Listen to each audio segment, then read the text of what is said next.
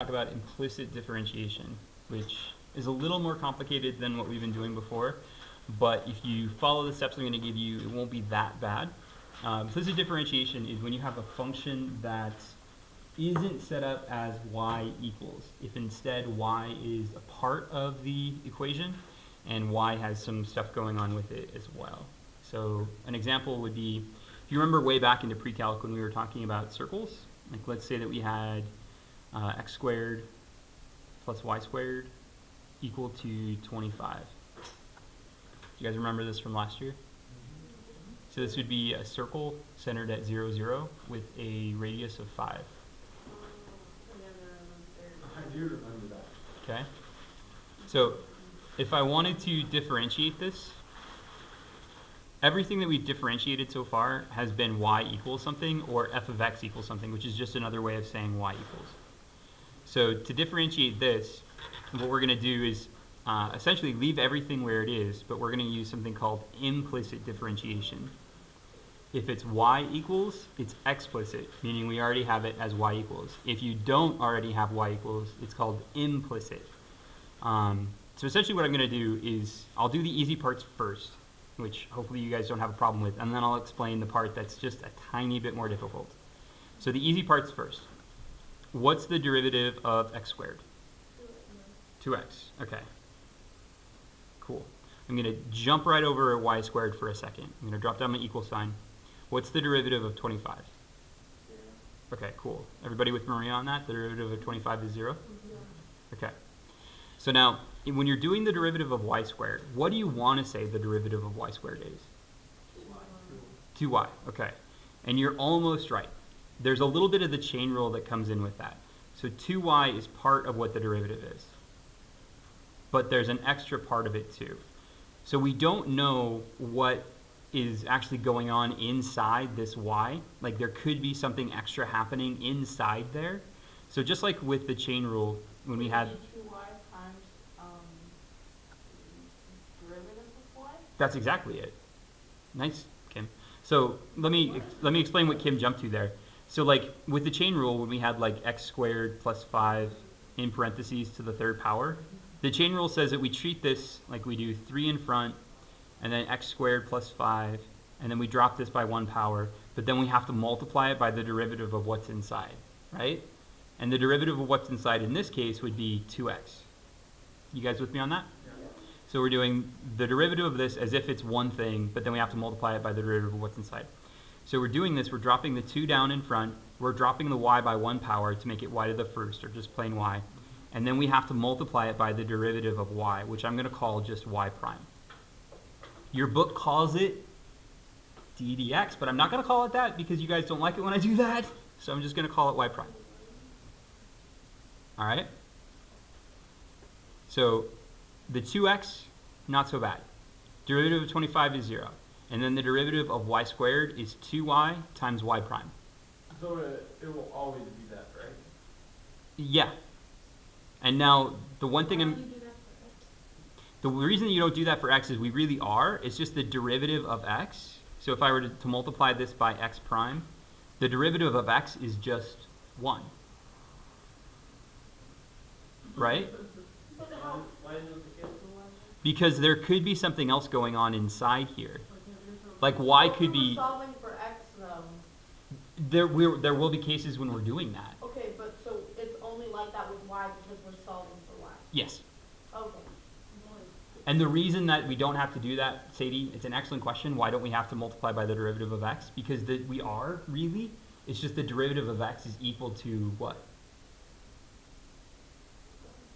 1, right? So if I asked you guys, if I said y is equal to x, and I asked you to find y prime here, what would y prime be? 1. And so you really are multiplying by the derivative of x here. It's just the derivative of x is 1, and I've just never told you to do that step. I've told you just not to do that. And so it's been baked into those rules all along. I just haven't really been telling you about it. Kind of, sort of? Okay. So let's just go a step further here. So the next thing we're going to do is we're going to solve for y prime. So we want to get everything that isn't y prime onto the other side. So that means moving 2x over. So we're going to subtract 2x from both sides. So on the left-hand side, we have 2y times y prime equal to, and then on the right-hand side, we have negative 2x. And then we have to get rid of the 2y from both sides. Right, so we're going to divide both sides by 2y. Divide by 2y, divide by 2y. So on the left, it just cancels, and we're left with y prime. And on the right, the 2's cancel, but we're left with negative x divided by y. Kinda, sorta. A little bit. Will there be like x squared plus something in terms of keeping y squared plus something? Eventually, but not today or tomorrow. Oh, okay. Today and tomorrow, I'm keeping it relatively simple with this, because I think that the concept is hard enough without me trying to throw an extra gear in the works. So how will that change the answer though? So here's like essentially what's going on. So like where you If would you had use, a different problem, how would you change the answer? let me show you. So let's say that we have 2x cubed plus 4y to the third plus 5 equals 2. And we want to find the derivative. Okay, so if we want to find the derivative of this, we're going to take each piece individually. And again, I'm going to focus on the easy pieces first. All right? So Wait, so we're solving for y. we're going to get, our final answer is going to be y prime equal to, and then everything on the other side. Okay? So first step, Okay, so it's 6x squared 6x squared, plus 12y squared times y prime. Awesome. And then the 5 turns into what? 0. Okay. So do I even need to write it then? Okay. And then is equal to the 0. So I'm just going to put the 0 there as a placeholder then. No. Subtract 6x squared. Exactly. 6x squared divided by. So 12y squared y prime equals negative 6x squared. And then you have to divide both sides by 12y squared. Am I going too fast? So divide both sides by 12y squared. So 12y and squareds.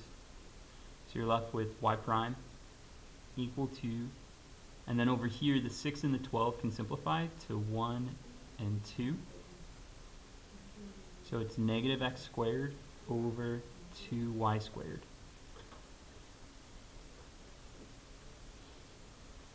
So the derivative of this function here, found implicitly, is negative x squared over 2y squared. Kinda, sorta? Alright, so let's turn it up a tiny bit. So let's take 3x to the fourth plus 5y squared minus 8 plus 7, and I want to find the equation of a line tangent at the point 1 comma oh sorry, equal to 0 at the point 1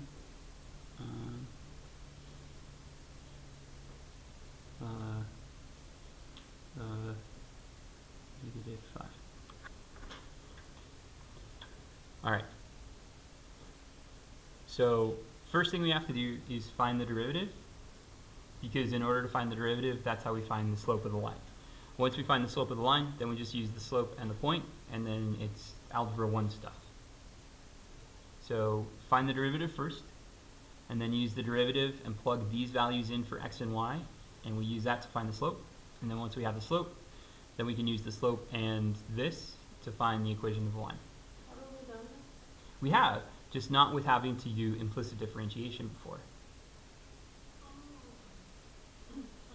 So, yes, we have done equations of lines tangent, just not with implicit differentiation. So, 3x to the fourth, the derivative of that would be 12x to the third. Okay, I was going to say 50th. Third sounds better. Why did you mind taking the first second? Because I'm out of my mind. Honestly, I was just writing random numbers down, and it just came to my head. And I'm trying to convince you guys I'm way dumber than you think I am. And this turns into 10y, and then what do I have to add at the end? Okay, cool. All right, you are listening a little bit.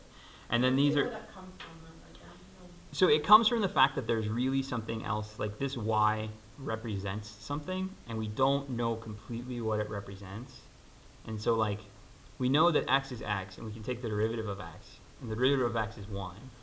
Wait, if you take the same thing, why would it be the same? No, because x really represents something. Because everything we're doing is with y equal to stuff in terms of x. We're not doing x in terms of y. It's like the dependent and independent thing in science. Like they mean different things.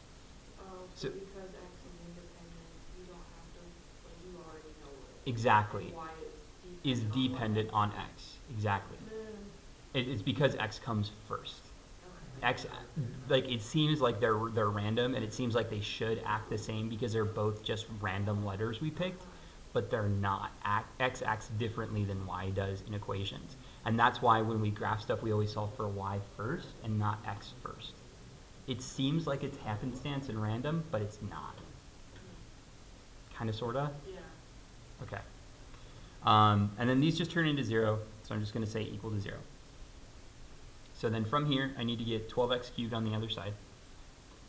So this is going to be 10y prime. Negative What's your cap? Is it negative 10? It's going to be negative 12x cubed when I put it over there. I might have made a mistake, No, you're right. You're right. Okay. I'm wrong. Mr. Ray. Can you tell me if my answer's right? I can't because I just made this problem up and I haven't done it myself yet. Oh, okay. I didn't know if you were making it off something over there. I just wanted to say. Okay, so 10's cancel, y's cancel. So I've got y prime. And over here, the 12 and the 10 can factor down into 6 and 5. So I've got negative 6x cubed over 5y. All right, so now, the extra step here with this, like why the point is here, is we have to actually find out what this slope is going to be now. So we have to put 1 in for x and 5 in for, negative 5 in for y. So when you put 1 in for x, to find out what the actual slope is. So slope is going to be equal to negative 6 times 1 to the third over 5 times negative 5. So this is going to be 6 times 1, which is 6, over negative 25. Negative 6, right? Yeah. Thank you. And then these cancel out to make it just overall positive. This is the slope. This is x1, this is y1, and then you can use that to find the equation of your line. So I'm going to do y plus 5 equals 6 over 25 times x minus 1. And you can do it a different way if you want to. This is just how I'm going to do it. So then this is y equals 6 over 25x minus 6 over 25 minus 5.